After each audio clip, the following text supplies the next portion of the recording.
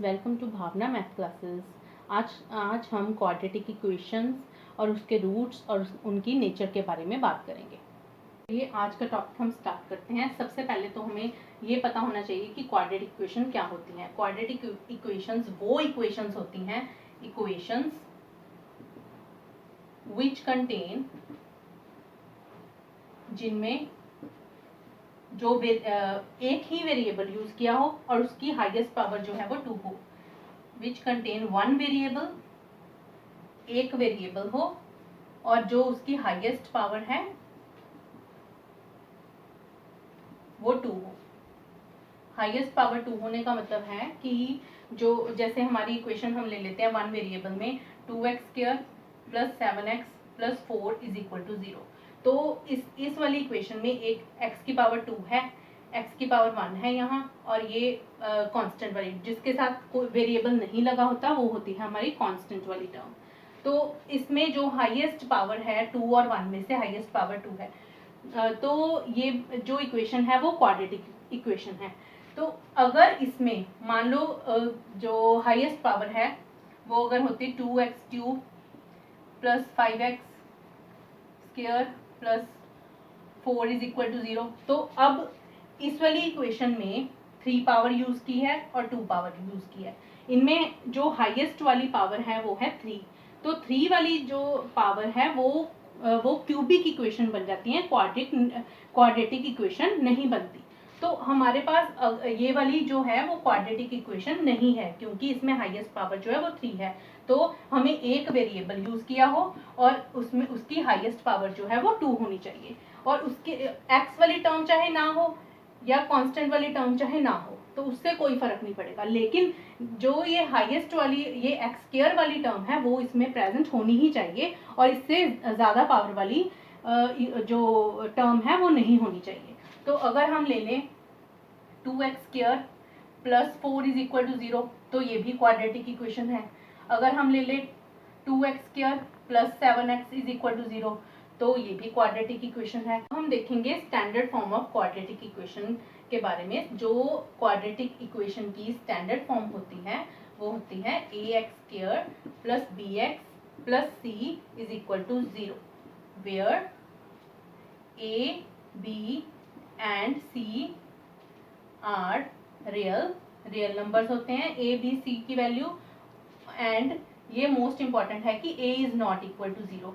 a 0 के equal नहीं होना चाहिए। क्यों? a 0 के इक्वल, अगर a 0 के इक्वल हो गया तो हमारी x² वाली जो टर्म है वो इसमें से खत्म हो जाएगी। अगर x² वाली ही टर्म खत्म हो गई तो फिर ये क्वाड्रेटिक इक्वेशन नहीं रहेगी, तो ये लीनियर वाली इक्वेशन बन जाएगी। तो b और c तो इसमें 0 हो सकते हैं क्योंकि कोई फर्क नहीं पड़ता कि हमारे पास x वाली टर्म है या नहीं है और कांस्टेंट वाली टर्म है या नहीं है। तो हमें अगर बस a 0 नहीं होना चाहिए, b और c 0 हो सकते हैं। तो हमें कंडीशन लिखनी होती है कि a is not equal to 0, इसलिए लिखा होता है साथ में। और इसमें a जो है वो x² का कोएफिशिएंट होगा, a is equal to coefficient of x², b is equal to coefficient of x और c is equal to constant.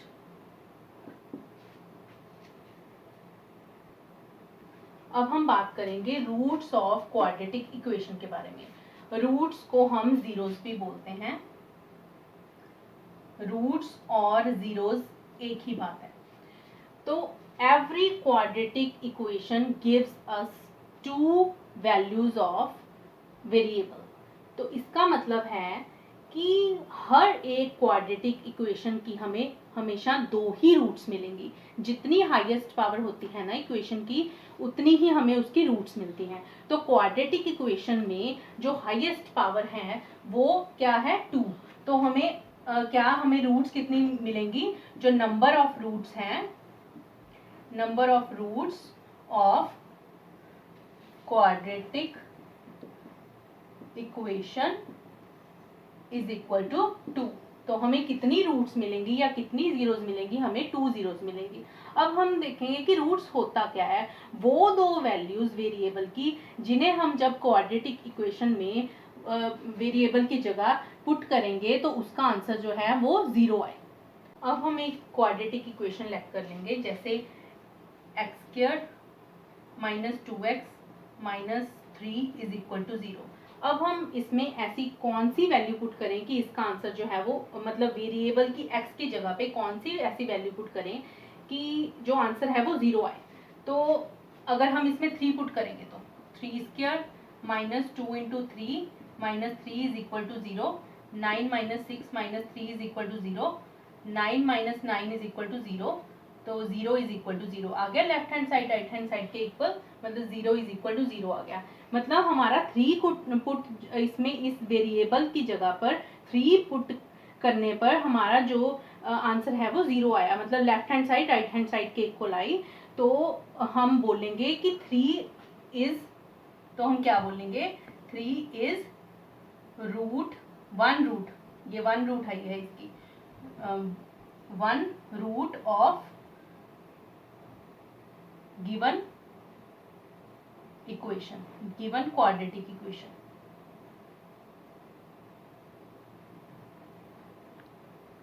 अब इसमें दूसरी वैल्यू क्या पुट करें कि इसका 0 आए।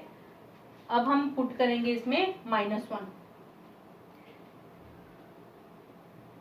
-1² minus 2 into -1 minus 3 is equal to 0, 1 minus minus plus 2 minus 3 is equal to 0, 3 minus 3 is equal to 0, 0 is equal to 0। तो एक रूट तो हमारे पास 3 आई थी और एक आ गई -1, क्योंकि यही वाली जो दो वैल्यूज हैं, एक -1 और एक 3, ये दो वैल्यूज को जब हमने वेरिएबल की जगह पर पुट किया तो हमारे पास लेफ्ट हैंड साइड जो राइट हैंड साइड के इक्वल आई, मतलब इसका आंसर जो है वो 0 आ गया। हम कह सकते हैं कि जो -1 और 3 हैं वो इसके रूट्स हैं या जीरोस हैं। अब मुझे तो पता था कि इसके रूट्स -1 और 3 हैं, वैसे रूट्स को फाइंड आउट करने के दो मेथड्स हैं, वो मैं अपनी अगली वीडियो में बताऊंगी। आज हम सिर्फ रूट्स क्या होते हैं और उनके नेचर के बारे में बात करेंगे। अब हम नेचर ऑफ रूट्स के बारे में बात करेंगे। अभी मैंने बताया है कि जो रूट्स हैं वो कितनी निकलेंगी, 2 रूट्स निकलेंगी। अब हमें पता करना है जो रूट्स हैं उनकी टाइप क्या है। नेचर मतलब कि उसकी टाइप क्या है रूट्स की। तो टाइप मतलब कि क्या वो हो सकता है कि जो वो 2 रूट निकली हैं वो इक्वल हो सकता है अनइक्वल हो एक की, जैसे हमने पिछले एग्जाम्पल में किया था उसमें -1 और 3 थी वैल्यू, तो वो अनइक्वल रूट थी, दोनों एक दूसरे के बराबर नहीं थी। तो हो सकता, कई बार क्या होता है इक्वेशन में जो इक्वेशन की रूट्स आती हैं वो इक्वल भी होती, मतलब इक्वल भी होती हैं, तो हमें उसकी टाइप जाननी है, क्या वो इक्वल है या और अनइक्वल है, क्या वो रैशनल है या इरेशनल है, या फिर वो रियल है या इमेजिनरी है। अब इक्वल और अनइक्वल का मीनिंग तो पता लग गया कि दोनों एक दूसरे के बराबर हों, अनइक्वल का मतलब कि डिफरेंट रूट्स हों। अब रैशनल और इरेशनल का मतलब क्या है, रैशनल में क्या क्या आ जाता है, रैशनल में क्या आता है, रैशनल में हमारा नेचुरल नंबर, होल नंबर और इंटीजर्स और डेसिमल नंबर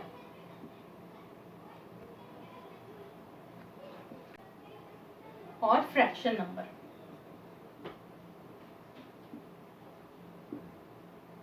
फ्रैक्शन नंबर जो है, natural number, whole number, integer, decimal और फ्रैक्शन नंबर, ये सारे किस में आ जाते हैं, ये सारे रैशनल नंबर में आ जाते हैं।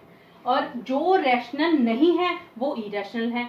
तो रैशनल नहीं है, इरेशनल में फिर क्या रह गया, इरेशनल में रह गए जो अंडर रूट वाले होते हैं, अंडर रूट 2, जैसे √5, √7, तो ये वाले जो नंबर्स हैं वो इरेशनल नंबर हो जाते हैं।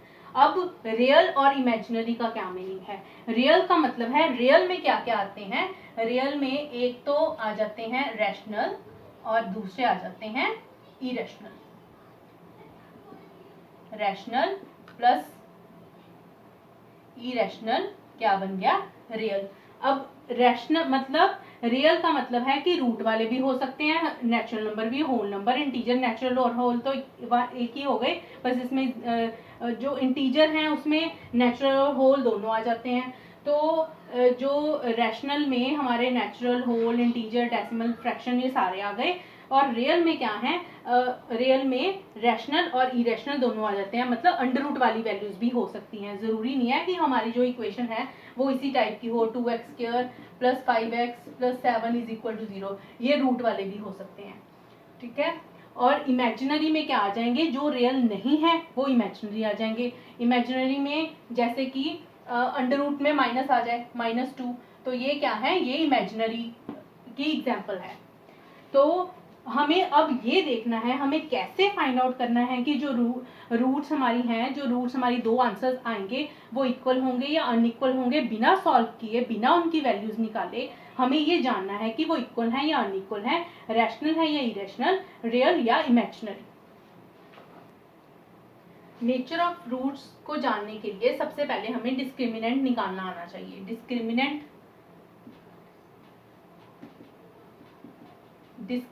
मतलब डिस्क्रिमिनेंट को हम डी से डिनोट करेंगे। और डिस्क्रिमिनेंट को कैसे निकालते हैं, डिस्क्रिमिनेंट की वैल्यू होती है b² - 4ac। तो b, a और c क्या है, जो हमारी स्टैंडर्ड इक्वेशन थी वो क्या थी, ax² + bx + c = 0। तो b इसमें क्या है, x का कोफिशिएंट, a क्या है, x² का कोफिशिएंट, और c क्या है, कांस्टेंट वाली टर्म। तो b इसमें क्या है, कोफिशिएंट ऑफ x, a क्या है,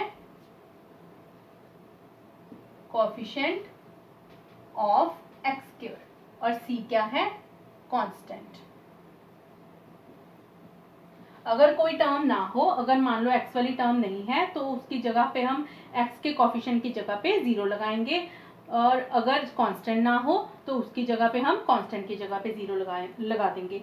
तो a तो 0 हो ही नहीं सकता, क्योंकि हमने देखा था कि जब हमारी जो अगर स्टैंडर्ड इक्वेशन ये है तो हमारी एक कंडीशन अप्लाई होती है कि a जो है वो नॉट इक्वल टू 0 होना चाहिए, क्योंकि a 0 हो गया तो हमारी ये क्वाड्रेटिक इक्वेशन ही नहीं रहेगी। नेचर ऑफ रूट निकालने के लिए हमें डिस्क्रिमिनेंट निकालना आना चाहिए। इसकी हेल्प के बिना हम बिना रूट्स निकाले ये नहीं जान पाएंगे कि जो नेचर रूट्स हैं उनकी नेचर क्या है, मतलब वो कैसी रूट्स हैं। तो हमें जब डिस्क्रिमिनेंट निकालना आ गया तो बिना उसकी रूट्स को फाइंड आउट किए हम बता पाएंगे कि इसकी रूट्स जो आएंगी वो कैसी आएंगी। अगर तो फर्स्ट कंडीशन ये होती है कि अगर जो डिस्क्रिमिनेंट है वो = 0 आए, इसका मतलब कि b² - 4ac अगर तो 0 के इक्वल है, तो रूट्स कैसी होंगी, तो the roots are real and equal. तो हमारी एक अगर डिस्क्रिमिनेंट 0 के इक्वल आए तो इसका मतलब जो हमारी रूट्स हैं वो एक तो इक्वल आएगी और एक रियल आएगी, रियल नंबर आएगा। मतलब रियल में मैंने बताया था कि रैशनल और इरेशनल दोनों ही आ सकते हैं, मतलब उसकी रैशनल वाली वैल्यू भी हो सकती है और रूट वाली यानी अंडर रूट वाली वैल्यू भी हो सकती है। तो सेकेंड कंडीशन ये है कि अगर डिस्क्रिमिनेंट > 0 आए, > 0 मतलब कि प्लस वाला आए, तो > 0 है तो मतलब b² - 4ac की वैल्यू जो है वो अगर > 0 है तो जो रूट्स हैं वो रियल एंड अनइक्वल होंगी। Then the roots are real and unequal. और थर्ड है अगर डिस्क्रिमिनेंट जो है वो <0 आए, मतलब b² - 4ac की वैल्यू जो है वो <0 मतलब नेगेटिव आए, तो तब क्या है, the roots are imaginary not real. तो जब रूट्स आएंगी द रूट्स आर इमेजिनरी हो जाएंगे। रूट्स इमेजिनरी मतलब हम उसे फाइंड आउट ही नहीं कर पाएंगे। तो अगर तो हमारी ये दो कंडीशन में से अगर तो डिस्क्रिमिनेंट 0 के इक्वल आए या > 0 आए, तो हमें आगे सम करना है, तो आगे हमें उसकी रूट्स फाइंड आउट करनी है। अगर उसकी रूट्स जो है वो इमेजिनरी आ गई, मतलब अगर डिस्क्रिमिनेंट 0 से लेस आ गया, 0 से कम आ गया, मतलब माइनस वाला आ गया, नेगेटिव, तो हमारी रूट्स जो हैं वो इमेजिनरी होंगी, तो हमारी रूट्स नहीं निकल पाएंगी। अब हम एक एग्जांपल लेंगे, इसमें क्या है, विदाउट सॉल्विंग, कहते हैं सॉल्व करे के बिना, सॉल्व नहीं करना। Examine the roots of equations, हमें इस इक्वेशन की भी रूट बतानी है, इसकी भी और इसकी भी रूट्स बतानी है। तो इसकी रूट्स बताने के लिए हम क्या करेंगे, सबसे पहले डिस्क्रिमिनेंट निकालेंगे। तो सबसे पहले तो ए बी सी की वैल्यू लिख लो। a is equal to 5, b is equal to -6 and c is equal to 7। तो अब हम डिस्क्रिमिनेंट निकालेंगे। d is equal to B square minus 4ac, b की वैल्यू है -6 स्क्र -4 इंटू 5 इंटू 7, तो कितना आया 36 माइनस 140 इज इक्वल टू -104। जो हमारा डिस्क्रिमिनेंट है विच इज नेगेटिव आया है, विच इज नेगेटिव। सो जो नेगेटिव वाले केस में हमारी जो नेचर ऑफ रूट्स हैं वो क्या होंगी, नेचर ऑफ रूट्स हैं इमेजिनरी होगी। तो roots are imaginary. So first वाला फाइंड आउट हो गया, डिस्क्रिमिनेंट जब नेगेटिव आया तो रूट्स आई इमेजिनरी। हमें नेचर क्या फाइंड आउट की कि रूट्स जो है वो इसकी इमेजिनरी रूट्स हैं। अब इस वाले केस में a is equal to 2, b is equal to 6 and c is equal to 3 लिख लिया पहले। फिर discriminant d is equal to b square minus 4ac, यानी 6 square minus 4 into 2 into 3, 36 minus 24 और कितना आया 12, तो which is negative, which is positive. तो पॉजिटिव वाले केस में जो हमारी रूट्स होती हैं वो क्या होती हैं, रियल एंड अनइक्वल। तो हमारी जो रूट्स हैं, रूट्स आर, इस केस में इस वाली इक्वेशन में हमारी जो रूट्स हैं, roots are real and unequal. अब थर्ड केस देखेंगे, इसमें a जो है वो 1 है, b 6 एंड c इज 9। तो इसमें भी d निकाल लेंगे।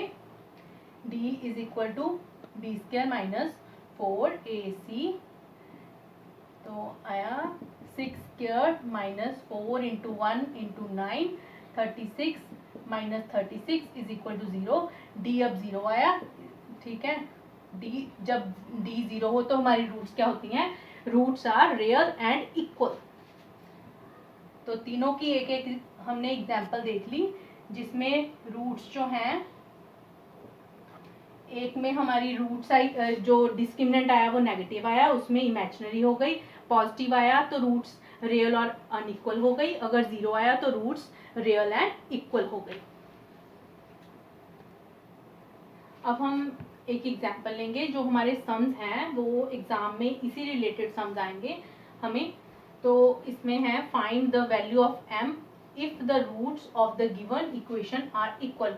अब वो कहते हैं कि m की वैल्यू फाइंड करनी है और जो इसके रूट्स है ना उसकी नेचर हमें गिवन है। इसमें कहते हैं कि उसकी नेचर जो है ना, उसकी रूट्स की नेचर जो है वो इक्वल रूट्स है। हमें ये दिया है कि इक्वल रूट है, और हमें पता है कि इक्वल रूट में क्या, इक्वल रूट्स कब होती हैं, जब when discriminant is equal to 0। तो हमें ये वाली इक्वेशन जो है वो यूज करनी है।